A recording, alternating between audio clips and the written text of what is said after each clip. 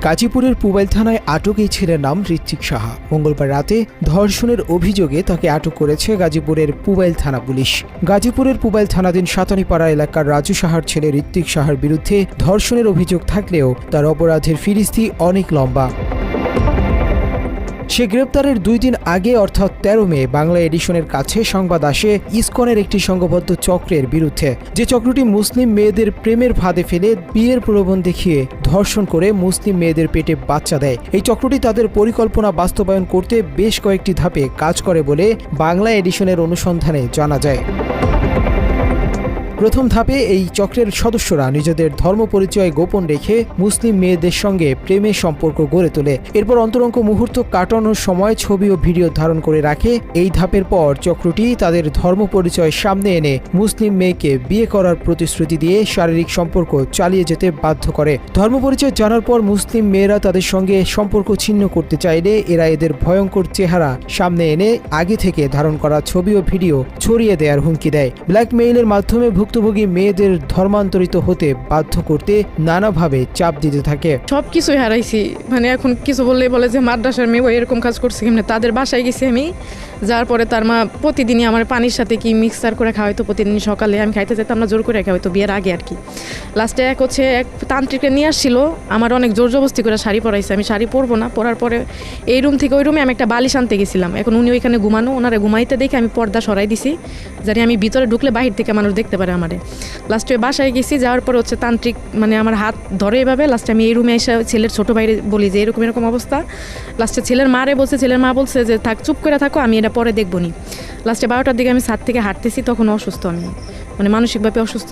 ছেলের বাবা বলতেছে যে ঘর সংসার করতে পারলে থাকো, নাইলে না থাকো, চলে যাও। ঋত্বিক সাহা একইভাবে পরিচয় গোপন রেখে ফেসবুকের মাধ্যমে প্রেমের সম্পর্ক গড়ে তোলেন মানিকগঞ্জের মেয়ে রোজার সঙ্গে। সম্পর্কের 6 মাস পর রোজা জানতে পারে ঋত্বিকের আসল ধর্ম পরিচয়। সে সময় ঋত্বিক ধর্ম পরিবর্তন করে মুসলিম হয়ে তাকে বিয়ে করবে বলে প্রতিশ্রুতি দেয়। বিয়ের প্রলোভন দেখিয়ে রোজাকে গাজীপুরের পুবাইলে তার বাসায় নিয়ে যায় ঋত্বিক। বাসায় নিয়ে গিয়ে প্রায় 3 মাস ঋত্বিক সাহা জোরপূর্বক রোজার সঙ্গে স্বামী স্ত্রীর মতো বসবাস করতে থাকে। জোরপূর্বক সংসার করাকালে মুসলিম মেয়েটিকে শাখা সিঁদুর পরতে বাধ্য করে এবং হিন্দু ধর্মীয় রীতিনীতি মানতে বাধ্য করতে থাকে বলে ভুক্তভোগী রোজা বাংলা এডিশনকে জানায়। উকিলের মাধ্যমে আর কি, আদালতে না, উকিলের মাধ্যমে মানে বিয়ে পড়ায় আর কি, কোর্ট ম্যারেজ করায়। কিন্তু মানে কাগজ পড়ার সময় আমার এসে দেয় না, শুধু সিগনেচার করায় চলে আসি। দেন বাসায় আসার পরে সে আমার প্রতিশ্রুতি দিছিল যে তার এইচএসসি পরীক্ষার পরে সে আমার আলাদা নিয়ে থাকবে, কিছুদিন তাদের বাসায় থাকতে।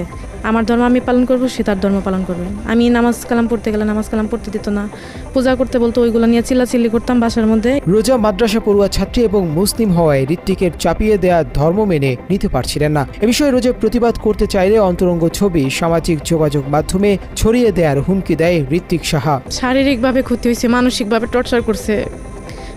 3 মাসের মধ্যে কোনো জামা কাপড় কোনো কিছু না, একটা জিনিস খাইতে গেলে অত্যাচার করছে। জোরপূর্বক শাখা সিঁদুর পরা এবং হিন্দু ধর্মীয় রীতিনীতি মানতে বাধ্য করা নিয়ে রোজা প্রতিবাদ জানালে স্থানীয় মুসলমান সমাজে ঘটনাটি জানাজানি হয়ে যায়। স্থানীয়রা থানায় যোগাযোগ করলে থানা পুলিশ ঋত্বিকের বাসা থেকে রোজাকে শাখা সিঁদুর পরা অবস্থায় উদ্ধার করে। চলতি মাসের 2 তারিখে পুবাইল থানার ওসি আমিনুল ইসলাম ভিকটিম রোজাকে আদালতের জিম্মায় প্রেরণ করেছিল বলে বাংলা এডিশনকে জানায়। একজন মানে মুসলমানের মেয়ে হিন্দু আপনার সাথে শাখা সিঁদুর পড়ছে। স্থানীয় লোকজন এবং যারা হচ্ছে আমাদের ওই আলেম ওলামা আছে, তাদের মধ্যে একটা ক্ষোভের সৃষ্টি হয়। ক্ষোভের সৃষ্টি করলে একটা অনাকাঙ্ক্ষিত পরিস্থিতির তৈরি হয়। আমরা সঙ্গে সঙ্গে জানার পর তারপরে ওইখানে যে ছেলে মেয়েকে আমরা রিকভারি করার চেষ্টা করি, কিন্তু আমরা ছেলেকে পাই না, ছেলে পালায় যায়, মেয়েকে পাই।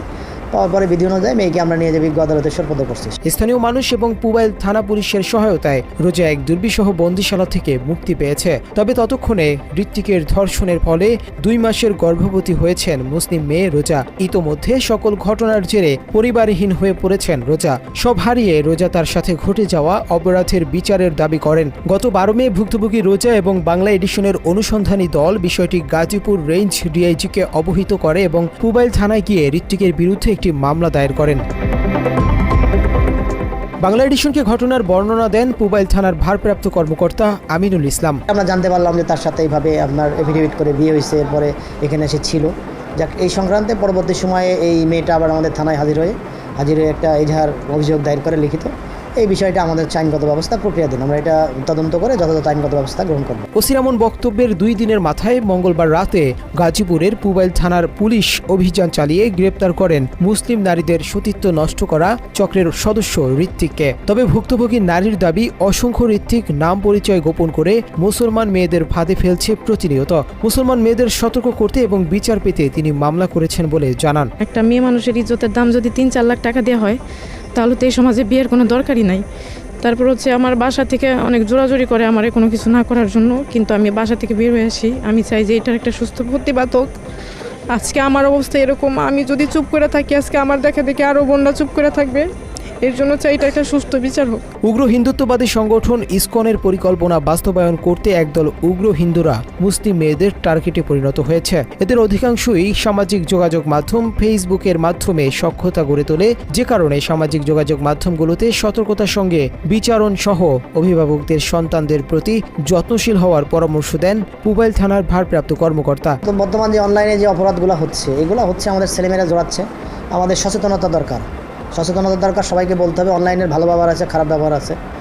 বিশেষ করে আমাদের ছেলেমেয়েরা বা যারা এই অপরাধ জড়াচ্ছে তাদেরকে আপনার এই সচেতন না করলে আসলে সচেতন করা ছাড়া আর কোনো উপায় আমাদের নাই। তাদের সচেতন করতে হবে যে এই জায়গায় এটা করলে ক্ষতির সম্মুখীন হবে, এটা করলে উপকার হবে। মুসলিম মেয়েদের সতীত্ব রক্ষা করতে এবং উগ্র হিন্দুদের প্রতিহত করতে বাংলাদেশের মুসলমানদের এখনই প্রতিরোধ গড়ে তোলা উচিত বলে ধারণা করেন ধর্ম সচেতনরা। আল্লাহ হাফেজ।